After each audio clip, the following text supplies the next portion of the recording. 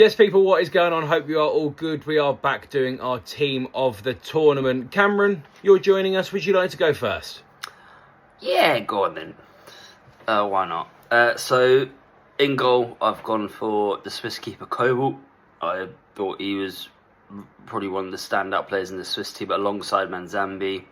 2 clean sheets in the knockout stage, including the penalty shootout win as well.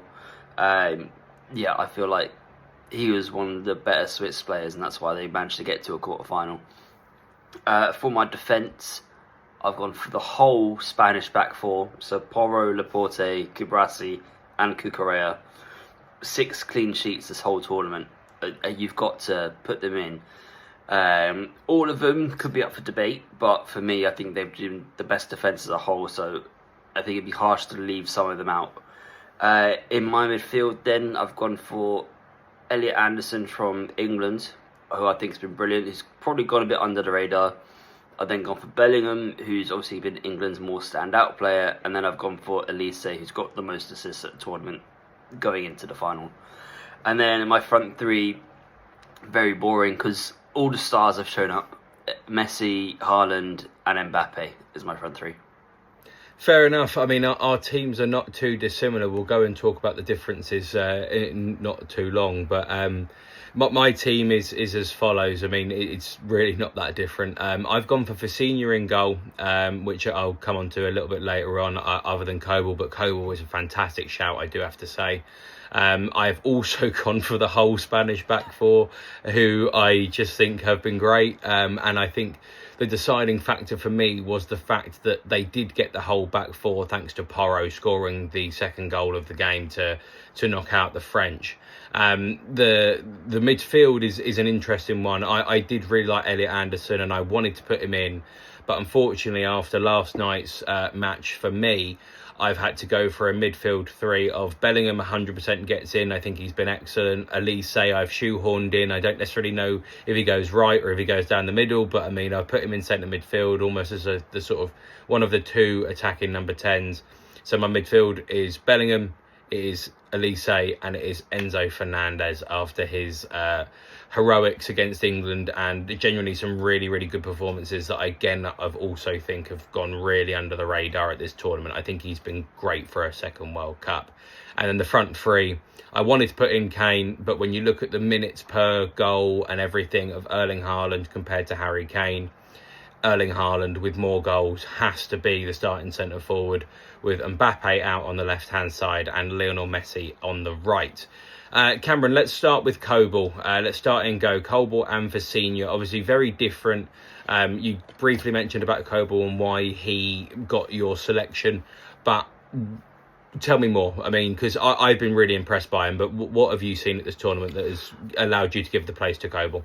It's just been from watching the games, and it's like Switzerland as a whole, they've been a good team. They've got to a quarter-final, really could have gone through against Argentina. It seems to be a story with a lot of teams playing against Argentina in the knockouts. And it's like, in that game, he was keeping them in it for a long time in the first half when they weren't playing amazing. In the Colombia game, you know, we all know about Colombia's firepower.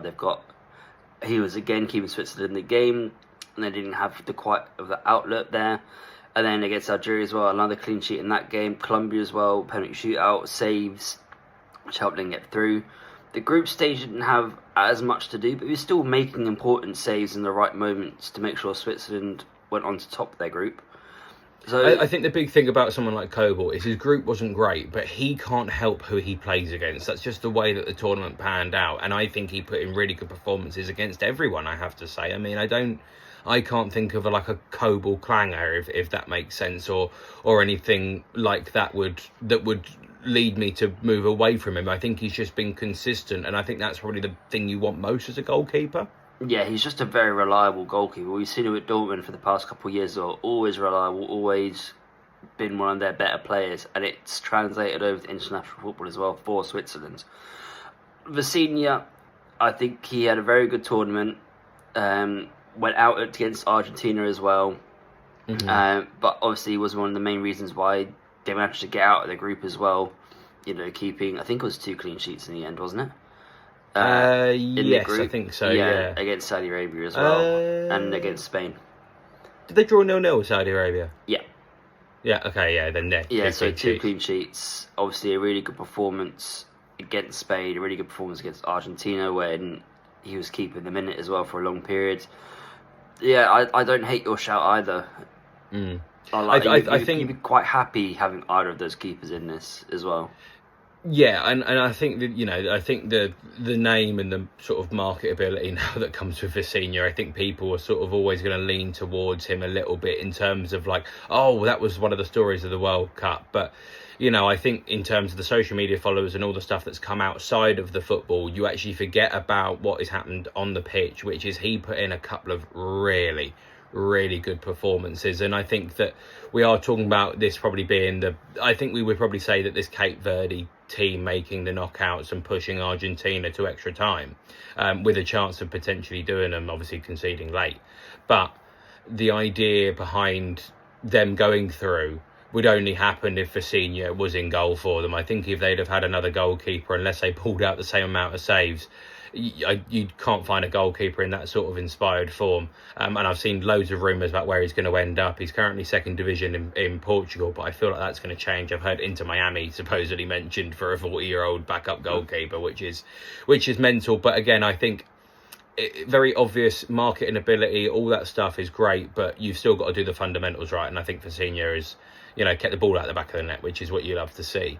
The whole of the Spain back four, I mean, I've got no issue with it at all. I mean, I think it's been the best unit. I had Upamecano as a potential shout, but it hasn't really been tested at this tournament, and I think that was pretty much the reason why I then went for the whole of the Spanish back four. Maybe that would have been the one that potentially got in, but Cucurella's been great. Pedro Porro, of course, popping up at big moments, I think speaks for itself.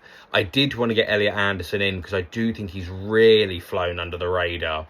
I went for another goal scorer instead, which, I mean, shoot me, I don't hate that one at all. But I mean, again, the forwards, I think, speak for themselves, particularly Elise Bellingham, and then obviously the front three. But my question for you, Cameron, is, as of right now, who is the player of the tournament? Because for me, there's a front runner. There's an obvious front runner, but there'll be a few people that will stake a claim to that. And there's a couple of outside shouts that if people put them in, they're not terrible observations at all. Someone like Elise, who I don't think has been player of the tournament.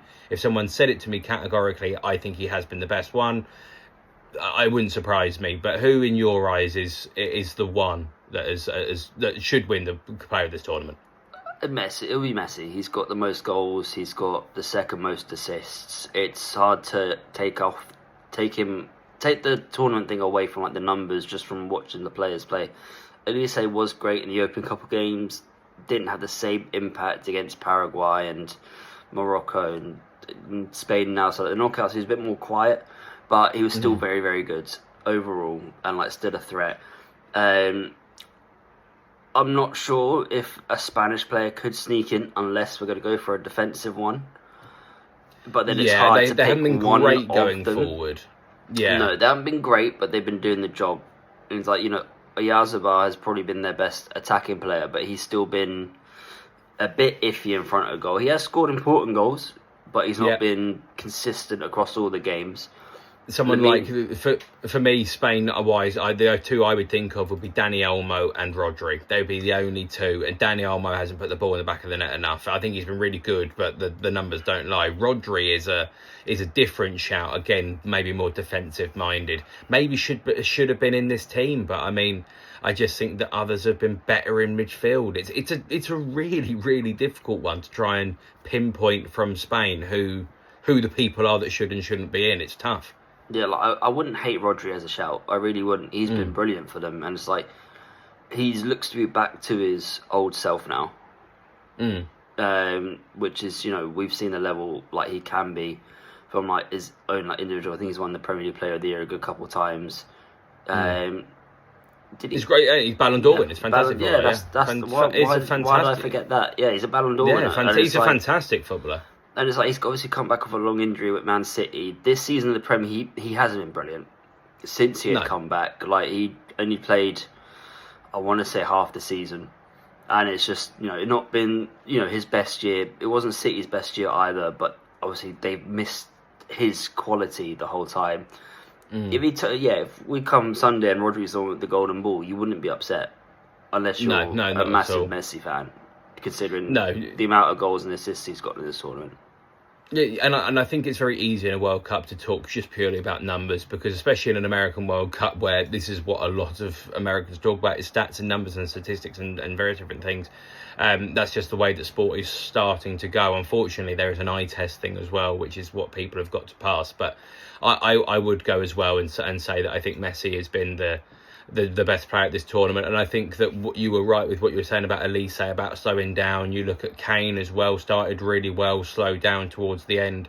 I think a big factor is how long the games are in terms of how, the time that it's spread over, the extra game being thrown in there. I do think it is starting to catch up with people.